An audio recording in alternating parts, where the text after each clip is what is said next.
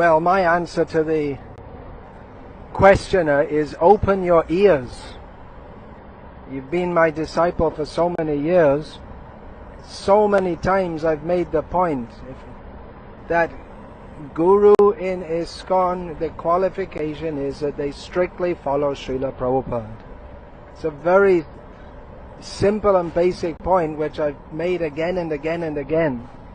So if you don't understand this, then understand it now at least after all these years. So, according to Bhaktivikas Swami, qualification to be Guru in ISKCON is that he should be a strict follower of Srila Prabhupada, and eventually he will become qualified to take his disciples back to Godhead. This post-stated Guru philosophy is rejected in Srimad Bhagavatam, as illustrated in Srimad Bhagavatam, Canto 4, Chapter 15, verse 23. Quote, although Prithvi Maharaj was factually an incarnation of the Supreme Personality of Godhead, he rejected these praises because the qualities of the Supreme Person were not yet manifest in him. He wanted to stress that one who does not actually possess these qualities should not try to engage his followers and devotees in offering him glory for them, even though these qualities might manifest in the future. If a man who does not factually possess the attributes of a great personality engages his followers in praising him with the expectation that such attributes will develop in the future, that sort of praise is actually an insult. Unquote.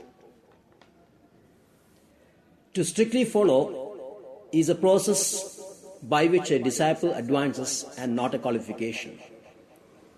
In his purport to Srimad Bhagavatam, Canto 3, Chapter 24, verse 13, Srila Prabhupada writes, to honor the spiritual master means to carry out his instructions word by word.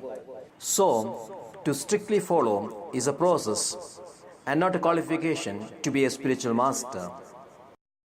So, Indradyumna Swami have said he preaches by telling stories. Well, he does a lot more than tell stories. And Bhakti Marg Swami, he does cross-country walks up and down Canada. He does other things also. So, there are different ways, different media in which devotees can preach, but the point is that the message has to be unchanged. They have to deliver Krishna consciousness as Srila Prabhupada delivered it, unchanged in disciplic succession.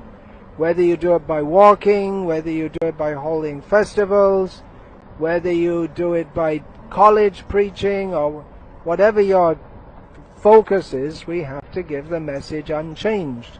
And everything's fine if you do that.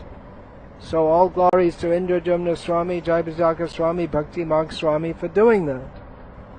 But if anyone presents the message changed, then whatever they may do, then that's called deviation.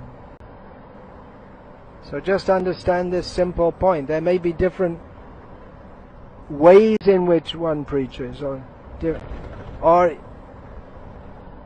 even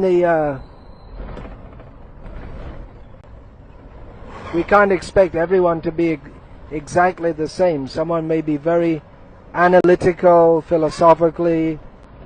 Someone may be, like you say, more into telling stories, although Srila Prabhupada himself didn't tell lots of stories, but I didn't know that Indradyumna Swami was famous for that. Maybe he is, he's most famous for his festivals and Harinam. So the philosophy should be there that Prabhupada gave. The basic for public preaching, basic Bhagavad Gita philosophy, and for among the devotees also. Prabhupada gave more philosophical, more advanced, you could say, Srimad Bhagavatam, topics of Srimad Bhagavatam.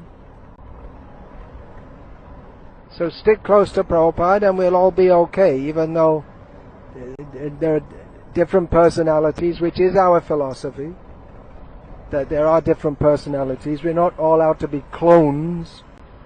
There are going to be different approaches and different styles. but we have to follow Prabhupada. And sometimes the deviation may be quite subtle, which followers, they may not be able to recognize that. Deviation is motivated interpretation of the qualifications of Guru when Srila Prabhupada has given it in black and white what are such qualifications. In his books, in his speeches and his letters, he has made it crystal clear that the qualifications of a spiritual master are that 1. He should be a Mahabhagavata, and 2. He should be authorized by his predecessor Guru. Mahabhagavata is one who has attained the highest platform of devotional service, namely, he is an Uttama Adhikari. As Srila Prabhupada writes in the last paragraph of text 5 of Nectar of Instruction, therefore, a disciple should be careful to accept an Uttama Adhikari as a spiritual master. Unqualified gurus are also warned in the same purport. One should not become a spiritual master unless he has attained the platform of Uttama Adhikari. Also, in his purport to Srimad Bhagavatam, Canto 3, Chapter 28, verse 2, Srila Prabhupada writes, Atmavid means a self-realized soul or a bona fide spiritual master. Unless one is self-realized and knows what is his relationship with Super Soul is, he cannot become a spiritual master. One must not only be a Mahabhagavata, but more importantly, he should be authorized by his predecessor Guru to be a spiritual master. Srila Prabhupada writes in his commentary to Srimad Bhagavatam, Canto 4, Chapter 8, verse 54, one should take initiation from a bona fide spiritual master coming in the disciplic succession who is authorized by his predecessor spiritual master. This is called Diksha Vidhana. In the Nectar of Devotion Lectures, October 31st, 1972, Vrindavan, Srila Prabhupada says, self-made Guru cannot be Guru. He must be authorized by the bona fide Guru. Then he is Guru. This is a fact. Nobody can be self-made anything. Again, Srimad Bhagavatam class, February 27, 1977, Mayapur, he says, Guru cannot be self-made. There is no such single instance throughout the whole Vedic literature. You must be authorized. Just because someone is strictly following does not mean that he is a Mahabhagavata or he has been asked to initiate by his spiritual master. And if a disciple starts initiating before he is properly qualified and authorized, then he is certainly not strictly following either. So in that case, it's the duty of the GBC to correct that. Or if they don't do that, then someone else is... If the GBC don't do it, then someone else will inevitably speak out. Yes, when teachings of Srila Prabhupada is not strictly adhered to, then GBC has to act. When GBC is not acting, someone else will act. What is the role of GBC? The definition of GBC is given in Resolution 1 of 1975.